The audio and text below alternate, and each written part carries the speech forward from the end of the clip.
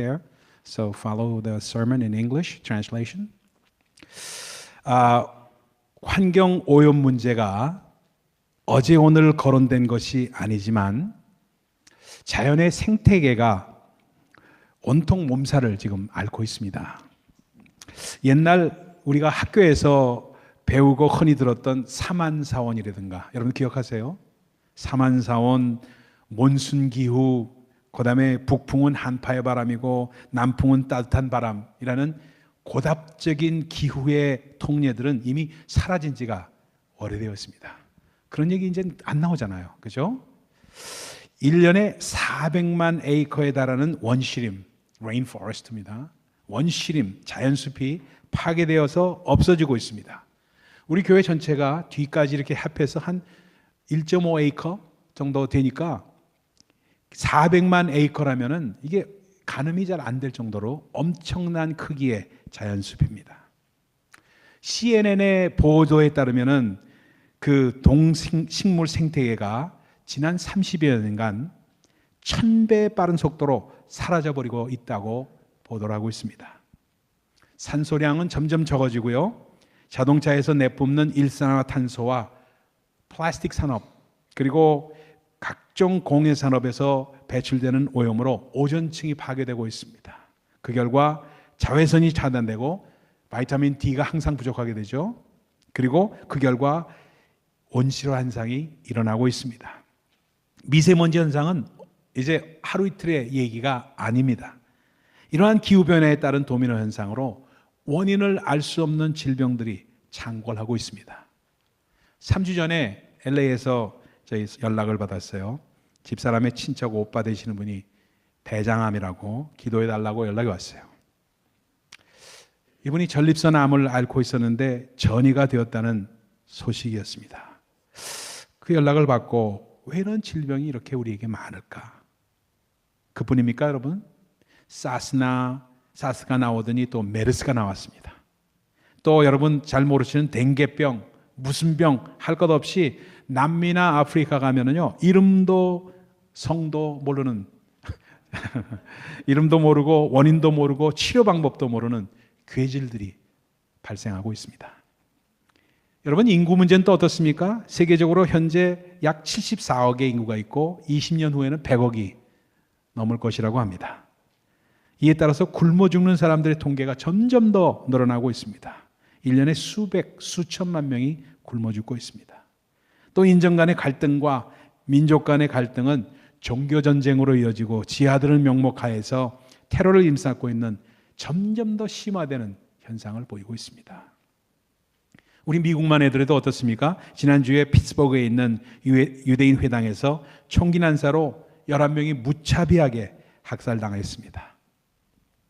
자신과 입장이 다른 정치인들에게 폭탄을 메일로 발송하는 어처구니 없는 일까지 발생하고 있습니다. 중미의 트라이앵글 제국이라고 3개국이라고 알려진 혼두라스, 엘살바도르, 과테말라에서 가난과 범죄 그리고 질병을 피해서 무작정 북으로 미국을 향해서 캐러밴을 형성해서 오는 사람들이 있습니다. 몇십 명, 몇백 명 단위가 아닙니다. 몇천 명, 7천 명, 8천 명, 10,000명 단위입니다. 미 정부에서는 8천 명의 병력을 국경 수비대로 추가 배치해서 이를 막으려고 애를 쓰고 있습니다. 이러한 상황은 지금 적대 상황이 아닙니다. 생존을 위한 투쟁이고 그 정도는 매일매일 더 심화되고 있습니다. 베네수엘라는 또 어떻습니까? 베네수엘라에서는 전 국민의 거의 8%, 거의 10% 가까이 가는 300만 명이나 되는 사람들이 도저히 계산이 불가능한 인플레와 엄청난 경제 파탄을 피해서 국가를 포기하고 있습니다. 국가를 포기하고 엑소더스를 하고 있습니다. 여러분 저도 남미의 주재원이었기 때문에 잘 압니다. 베네수엘라 여러 번 갔죠. 그래서 베네수엘라 가면은요 공항에 뭐라고 써 있냐면 호벤 베네수엘라라고 써 있습니다. 이게 스페니쉬로 무슨 뜻이냐면 영 베네수엘라라는 뜻입니다. 영 베네수엘라, 이 베네수엘라의 자부심이라는 건 이루 말할 수가 없었어요. 남미 사람들 가운데 모든 나라 사람들이 베네수엘라 가서 짭잡고 거기서 일하고 백화점에서 상점으로 일하고 이랬습니다. 그러니까 다른 나라 사람들을 우습게 봤어요. 근데 이제는 거꾸로 돼서 전부 다른 나라로 이주하고 있는 그러한 상황 가운데 있습니다. 여러분, 참 빈부의 갈등, 종교 대립, 민족 갈등, 이념 분쟁의 양극화 현상은 점점 더 극에 달하고 있습니다. 이걸 보면은 마치 서로 이렇게 얘기하는 것 같아요. 끝까지 가보자. 끝까지 가보자고 달리는 치킨 게임을 하는 것 같습니다. 미국이 INF 중거리 핵무기 협정에서 탈퇴했습니다. 잘 아시는 말씀입니다. 미국과 중국 그리고 러시아 간의 핵 경쟁이 시작되어서 서로 경쟁적으로 중거리 핵무기를 개발하고 있습니다. 북핵의 위기와 함께 미중 간 무역전쟁의 갈등은 중국을 타겟으로 한 미국의 중거리 핵 개발을 야기시켰고요. 어떻게 더 증폭될지 누구도 예측할 수 없는 상황 가운데 우리가 살아가고 있습니다. 또 공중은 어떻습니까? 폐기된 별들이 너무나도 많이 있습니다. 폐기된 인공위성들입니다. 그것들처럼 지구도 하나님의 폐기물이 되어서 떠돌게 되지 않겠느냐 하는 것이 환경론자들의 염려입니다. 이러한 기사를 얼마 전 뉴스위크나 타임즈를 통해서 접하면서 저는 매일 뉴스위크하고 타임즈를 구독해서 보고 있습니다. 이렇게 외치고 싶은 마음이 저절로 일어났습니다. 지구야, 멈춰라. 내리고 싶다. 이게 제 얘기가 아닙니다, 사실. 수년 전에 뉴스위크지에 표지 기사로 나왔던 헤드라인이 그렇게 나왔어요. Earth, I want to stop. I want to stop it. 그러면서 정말 내리고 싶다고 얘기합니다. 그런데 여러분, 우리가 지구에서 내린다고 어디로 가겠습니까? 지구는 엔드 타임을 향해서 달려가고 있습니다. 여러분, 지금 몇 시입니까? 이렇게 물으면 빌리 그레이엄 목사님이 대답하신 거예요. 지금은 12시 5분 전입니다 하고 빌리 그레이엄 목사님이 대답을 하셨어요. 12시 5분 전을 가리키는 시계바늘을 우리는 바라보고 있어요. 우리 주님은 이러한 엔드타임의 현상을 이렇게 설명하고 있습니다. 1월 성신에는 징조가 없겠고 땅에는 민족들이 바다와 파도의 우는 소리를 인하여 혼란 중에 공고하리라. 사람들이 세상에 임할 일을 생각하고 무소함으로 기절하리니 이는 하늘의 권능들이 흔들리겠습니다. 그때 사람들이 인자가 구름을 타고 능력과 큰 영광으로 오는 것을 보리라. 사랑하는 여러분, 우리는 지금 인류 역사의 마지막이 되는 아슬아슬한 찰나에 살고 있습니다. 로마서 11장에는 이방인의 충만한 수가 들어찰 때라고 말합니다. 구원받을 사람의 마지막 한 사람이 구원받을 그때에 이스라엘의 남은 자들이 일시에 구원을 받게 되고 그리고 종말이 온다고 사도 바울은 말씀하고 있습니다. 이방인의 마지막 사람이 구원을 받게 되면 이 우주는 종말이 오게 됩니다. 이 엔드 타임을 사는 우리는 그럼 어떻게 살 것이냐, 어떤 자세로 살 것이냐, 이것을 다루고 있는 것이 오늘 본문 로마서 13장입니다. 아주 시리어스하게 사도 바울은 다루고 있습니다. 바울은 마지막 때를 살아가는 우리 크리스천들의 삶의 자세를 크게 세 가지로 오늘 본문에서 말씀하고 있습니다. 첫 번째입니다. 엔드타임을 사는 첫 번째 자세는 권세자에게 순복하는 삶, 권세자에게 순복하는 삶을 살라고 말합니다. 왕, 관원, 말단으로는 경찰에 이르기까지 권세자를 말합니다. 왜 권세자에게 순복해야 할까요? 오늘 본문 1절에 이렇게 말합니다. 이 권세는 하나님의 정하신 것이고 하나님의 주신 것이기 때문이라고 지적을 합니다. 이 말을 들으면 우리에게 당장 던져지는 질문이 있습니다. 아니 그러면 목사님, 히틀러 같은 사람한테도 우리가 순복해야 됩니까? 아니 김정일 그리고 김정은 같은 사람들한테 순복해야 돼요? 하고 우리는 항변할 수밖에 없어요. 김정은이라는 자는 누굽니까? 듣자 하니 자라를 키우는 농장에 갔다가 그 관리인이 잘못해서 자라가 죽었다고 가지고 있던 총으로 그 관리인을 그 자리에서 학살한 놈 아닙니까? 무서운 얘기예요. 자기 형을 공항에서 살해하고요, 공허부를 대포로 70발을 쏴서 죽인 사람입니다. 도대체 그런 놈이 지금 남한에서는 정치인들 못지않게 인기를 끈다고 하는데 이게 말이 됩니까? 목사님, 그런 놈에게도 우리가 순복하고 따라야 해요? 과연 그런 사람들도 하나님이 정하신 것입니까? 하나님이 주신 권세예요? 이렇게 물을 수가 있습니다. 그렇죠? 참 난처한 질문입니다. 인간의 타락이 하나님의 뜻이냐는 질문과 맥락을 같이 하는 질문이기 때문에 난처합니다. 하나님은 하나님의 섭리에 따라서 만물을 통치해 나가시는 운행 과정상 사람마다 나라마다 통치권자를 두시고 그 통치권자에게 순복하라고 하십니다. 여러분, 로마서가 기록될 당시를 한번 생각해 보십시다. 유대인이나 크리스천들 중에서 어느 누구도 단 한 사람도 로마 정부의 머리 숙이고 싶어 하던 사람은 없었습니다. 오히려 투쟁을 통해서 로마로부터 독립하고 싶어 했던 것이 그 사람들의 심정이었습니다. 로마를 대표하는 네로, 빌라도, 헤롯 등의 이름만 들어도 소름이 끼칠 정도였습니다. 그런 그들에게 순복하라고 하신 것입니다. 그러면 왜 하나님은 이런 집권자들에게도 순복하라고 하시는 걸까? 그것은 그 집권자들 위에 하나님이 계시기 때문입니다. 그 집권자 위에 섭리하시는 절대 집권, 하나님의 통치를 인정하라는 뜻입니다. 이 일에 가장 모범을 보이신 분이 예수님이십니다. 빌라도 법정에서 내가 너를 죽일 권리도 있고 권세도 있고 살릴 권세도 있다는 것을 알지 못하느냐 하는 빌라도의 질타에 주님께서 이렇게 대답하십니다. 위로부터 주지 아니하셨으면 그 권세가 없으려니와 하고 인정하시면서 뭐라고 하십니까? 폭동을 일으키셨어요? No. 예언을 하셨습니까? 아니요. 그냥 순복하고 십자가형을 받으셨습니다. 세례요한은 어땠어요? 헤롯에게 목배임을 당했습니다. 야고보, 바울 모두 순복하며 순교를 합니다. 네로 정권에서 어느 한 사람도 집권자에게 대항하지 않았습니다. Why? 빌라도, 헤롯, 네로 모두들 짐승마도 못한 집권자들 아니었습니까? 그런데도 그대로 순복을 한 것입니다. 왜 그랬을까?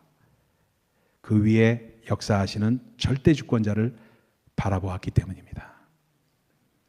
얼마나 높은 수준인지 모릅니다. 참새 한 마리도 하나님의 주권이 없이는 떨어질 수 없다고 하신 주님이십니다. 그 절대 주권을 인정하라고 말씀하시는 겁니다.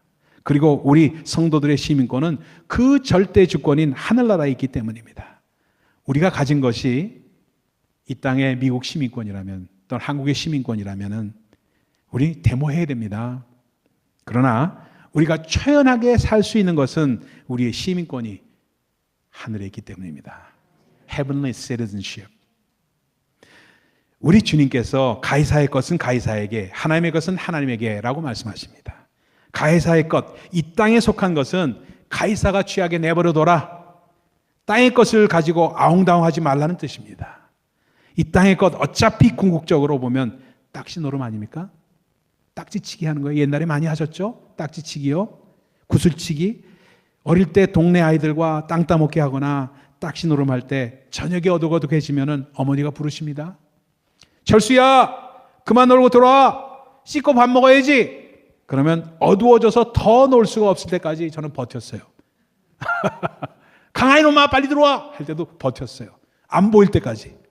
두세 번 역정을 내시며 부르시는 어머니의 소리에 가지고 놀던 거 다 놓고 집으로 돌아가지 않습니까? 이 세상 마지막 때도 이와 똑같습니다. 우리의 이름이 불려지면 우리는 성자의 행진처럼 이 땅의 것은 다 놔두고 가야 하지 않아요? 어둠의 여러분 꼭 그렇기 때문에 너희는 하나님의 시민권자들이다. 이 말은 현실을 무시하거나 도피하라는 말이 아닙니다. 오히려 현실의 초월해서 초연하게 의연하라는 뜻입니다. Go beyond.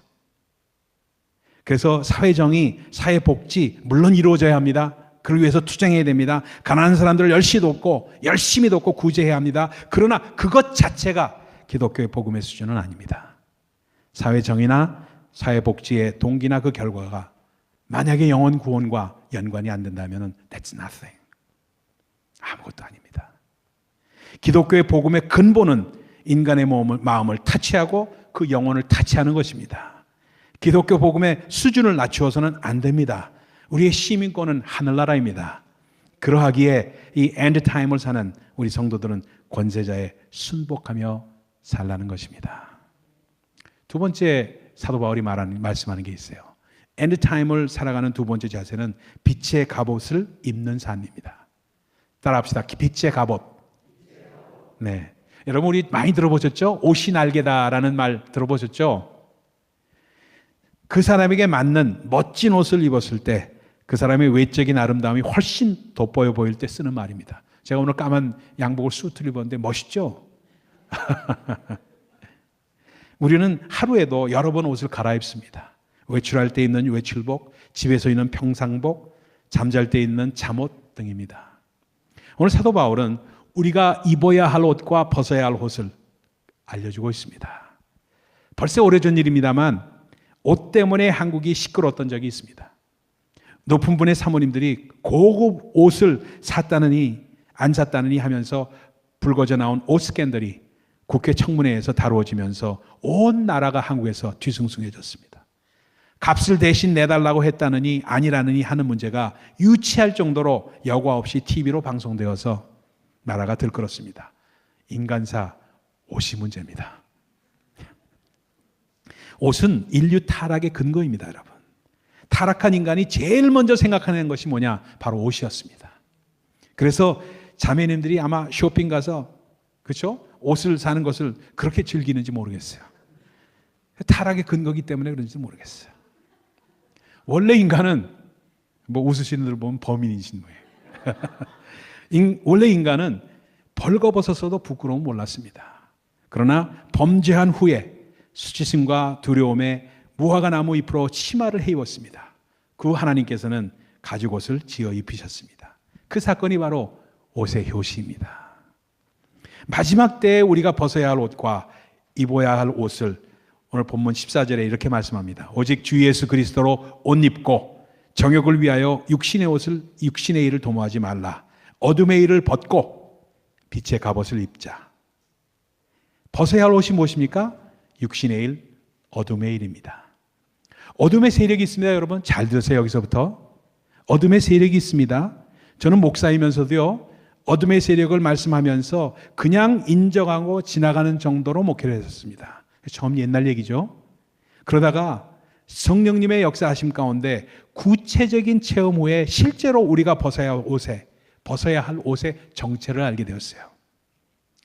어떤 분을 위해서 기도하는데 갑자기 이 사람이 좀 이상한 사람이었는데 갑자기 더러운 귀신에서 그 안에서 소리를 지르면서 난동을 피다가 쫓겨나가는 것을 직접 보게 되었습니다. 그 사건 이후에 이것이 장난이 아니구나, 실체라는 것을 깨닫게 되었습니다. 여러분, 하나님도 실체인 것처럼 마귀도 실체입니다. 그 흑암의 세력을 벗는 것입니다.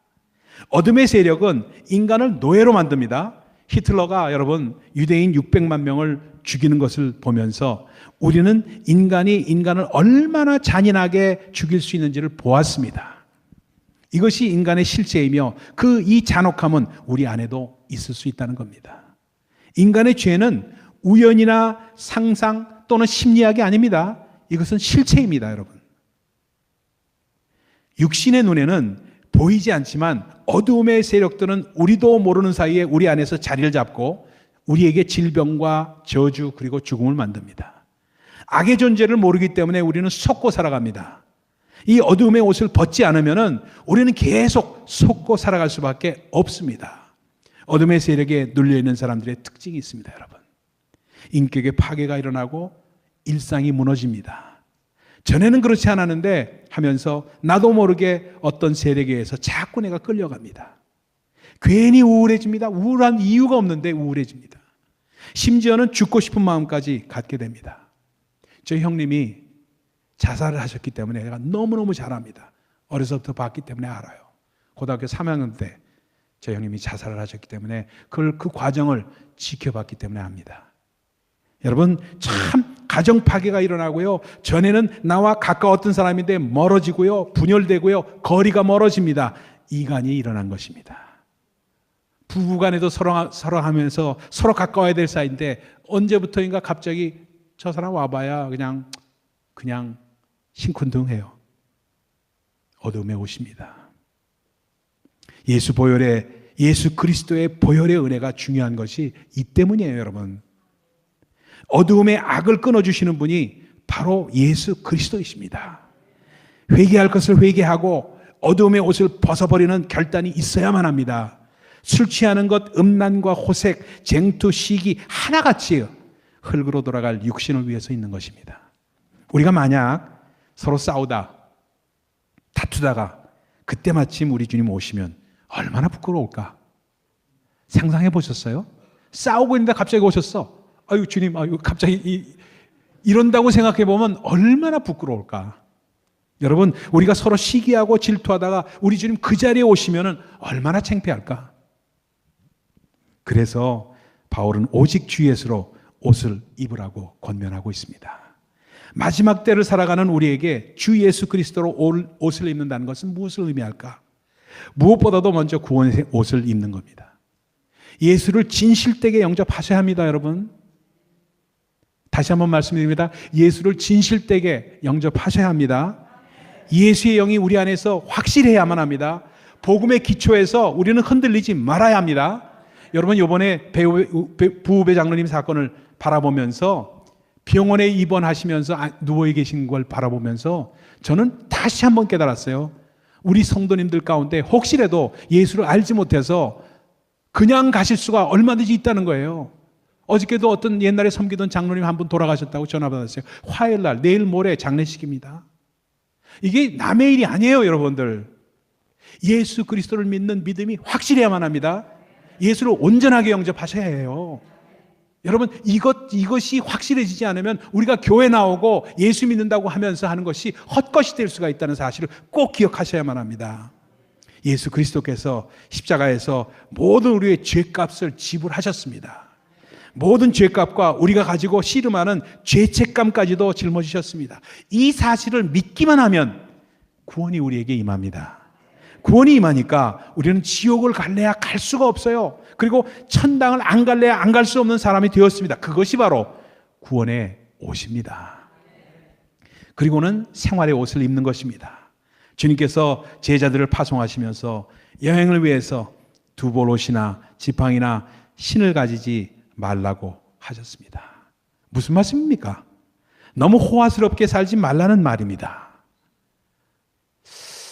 집을 이사 갈 때도 안방 보면은 클로젯 넓지 않은 집은 안 가시는 분들이 혹시 우리 교인 가운데 계시는 분들이 모르겠어요. 있는지 모르겠어요. 여러분들 참 우리가 편하게 사는 것도 좋지만 우리 주님의 말씀은 뭐냐면 호화스럽게 살지 말라고 합니다. 홀가분하게 살아라. 간소하게 살아라. Simple life and simple faith. Simple faith로 살아라. 너무 복잡하게 살지 말라고 하시는 겁니다. 우리 주님이 여우도 굴이 있고 공중에 새도 거쳐가 있을 때 오직 인자는 머리 둘 곳이 없도다 하고 말씀하십니다. 여기서 주시는 메시지가 뭡니까? 우리 주님이 신세타령 하신 거예요? 마치 그렇게 들리죠? No, 아닙니다. 내 나라는 이 나라가 아니다 하는 말씀입니다. 주님이 오시는 마지막 시대에 사는 우리의 생활이 어떻습니까? 너무 여유가 있는 거 아닙니까 혹시? 생활을 너무 넉넉하게 살려 애쓰지 마십시오. 매일매일 자신에게 질문하시기 바랍니다. 나는 지금 내 시간, 내 재물, 내 재능을 어디에다 투자하며 사는가? 소망의 옷을 입읍시다. 우리 주님 곧 오십니다, 여러분. 여유를 갔는데 이런 얘기해요. 어느 교회 제 친구, 제가 옛날에 섬기던 교회는 헌금도 많이 나왔어요. 주에 2만 불 이상씩 나왔으니까 많이 나왔죠. 그죠? 2만 5천 불 나오고 주에 그래 많이 나왔어요. 근데 지금 돌이켜 이렇게 생각할 때 여러분 이 말씀 잘 들으십시오. So what? 그래 돈이 많아서 교회가 돈이 많아서 어쨌단 말이냐? 어쨌단 말이냐? 우리가 제대로 쓰고 있느냐? 제대로 주 안에서 우리가 사용하고 있느냐? 이걸 우리가 돌이켜 봐야 됩니다. 여러분의 가정에 얼마나 돈이 많은지 I don't know about that. 그러나 정말로 올바르게 쓰고 있는가? 주 안에서 주 안에서 정말 보람되게 살고 있는가 돌이켜 봐야 합니다. 엔드타임을 사는 세 번째 마지막 자세를 우리 사도 바울은 사랑의 빗자기가 되는 삶을 살라고 말합니다. 피차 사랑의 빛 외에는 아무에게든지 아무 빛도 치지 말라고 하십니다. 마지막 때를 사는 크리스찬의 삶의 특징입니다. 아무 빛도 지지 말고 사랑의 빛만 지라. 아무 빛도 지지 말라는 말은 절대로 돈 꾸지 말라 이런 말 아닙니다. 크레딧 카드 밸런스 있으면 빨리 갚아라 이런 말 아니에요. 그런 말 아닙니다. 괜히 갚을 능력이 있는데도 어물쩡하고 꾸기는 좋아하면서 갚기는 더디하는 사람들에게 대해서 말하고 있습니다. 그런 사람 있어요? 내 것은 네 것은 내 것, 내 것도 내 것이라는 심보를 혹시 있다면 뜯어고치라는 말입니다. 그래서 오히려 남에게 꾸어주는 삶을 살라고 하십니다. 시편 37편 21절에 보면 이렇게 말합니다. 악인은 꾸고 갚지 아니하나 의인은 은혜를 베풀고 주는도다. 그런데 사랑만은 평생 빚지고 살라고 말씀하십니다. 갚아도 갚지 못하는 빚지고 살라고 말씀하십니다. 왜냐하면 우리는 주님으로부터 너무 큰 사랑의 빛을 받았기 때문입니다. 평생 갚아도 갚을 수 없는 빚을 지지 않았느냐 하는 말씀입니다. 루이사 스테드라는 아주 예쁜 미모의 영국 자매가 있었습니다. 이 자매가 9살부터 주일학교에서 열심을 냈고 헌신된 자매였습니다. 감리교 성도였어요. 감리교 성도로서 해외 선교에도 큰 뜻을 가지고 있어서 일찍이 그 당시에 중국 선교에 큰 뜻을 갖고 있었습니다. 그러면서 자기와 뜻을 같이 할 수 있는 사람이라면 평생을 결혼해서 같이 할 수 있겠다고 생각했습니다. 미국으로 건너왔어요. 이민을 와가지고 미국에서 뜻을 같이 하는 한 청년을 만납니다. 사랑에 빠집니다. 곧 결혼을 하고 준비하는 중에 첫 딸을 낳았습니다. 딸이 4살이 되던 해에 중국의 선교사로 헌신하고 준비하면서 롱아일랜드, 저기 뉴욕이니까 롱아일랜드에 있는 존스 비치라고 있습니다. 거기로 가서 수영을 하면서 놀았습니다. 쉼을 가졌어요. 그날 남편이 갑자기 물에 빠진 소년을 바라보고 구하려다가 익사하고 맙니다. 그녀의 딸은 발을 동동 구르면서 소리치면서 이 자매는 어떻게 바다에 뛰어들어가려고 나르지만 옆에 사람들이 말리기 시작합니다. 집에 돌아온 그녀는 식음을 전폐하고 하나님을 원망하기 시작했습니다.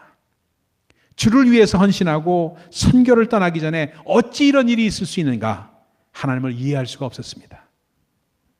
일주일을 why 하고 외치면서 기도하면서 울부짖으면서 이루 말할 수가 없죠. 그러다 갑자기 생각나는 게 now what? 라는 질문이 떠오르기 시작했습니다. Now what? 라는 질문이 계속 그녀의 마음에서부터 떠오른 것입니다. 이제부터는 어떻게 할 것인가? 어떻게 살 것인가? 누구를 의지하면서 살 것인가? 여태까지 자신이 갖고 있다고 생각했던 신앙이 하나도 없는 것 같이 느껴지기 시작했습니다. 그 고통의 와중에서 누구를 진정 의지한다는 것이 무엇인가에 대해서 깊이 생각하기 시작합니다. 그리고는 이제는 진정 구주 예수 의지하는 것 외에는 다른 어떤 것이 없다는 생각에 사로잡히기 시작합니다. 그 영감에 사로잡혀서 찬송시를 써내려가면서 거기다가 곡을 붙입니다. 구주 예수 의지함이 심히 기쁜 일일세 허락하심 받았으니 의심하주 없도다. 예수 믿는 것은 받은 증거만 도다.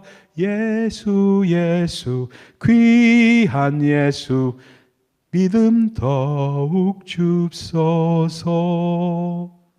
이 찬양을 부르면서 마음의 상처가 치유되기 시작합니다. 감사의 삶을 회복합니다. 그리고는 30살이 되었을 때 딸과 함께 남아프리카로 선교를 떠납니다. 무작정 떠난, 교회에서 서포트는 했지만 거의 무작정 떠난 선교였습니다. 그곳에서 하나님이 예비하신 어느 목사님, 감리교 목사님과 동역자로 새롭게 만납니다.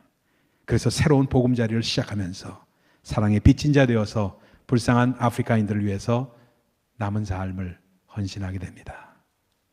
여러분, 우리 주님은 우리가 평생 사랑의 빚진 자 되어서 살 때 빛을 갚는 방법을 우리에게 알려주고 계십니다.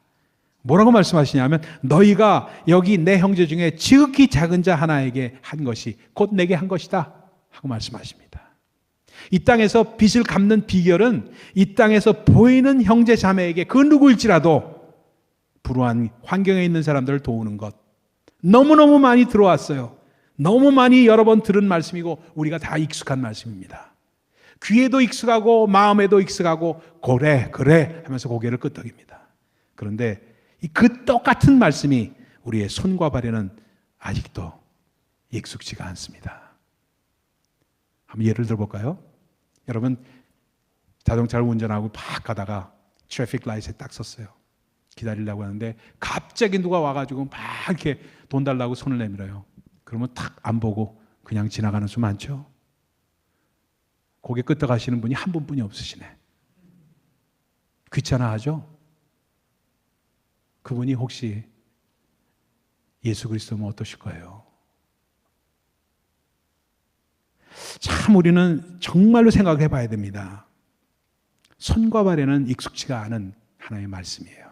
줄인 자에게 먹을 것을 주는 것, 헐벗은 자에게 옷 입을 것을 주는 것, 병든 자를 돌봐주는 것, 옥에 갇힌 자를 돌아보는 것, 다 하나님께 빚을 갚는 비결이라고 알려주시는 거예요.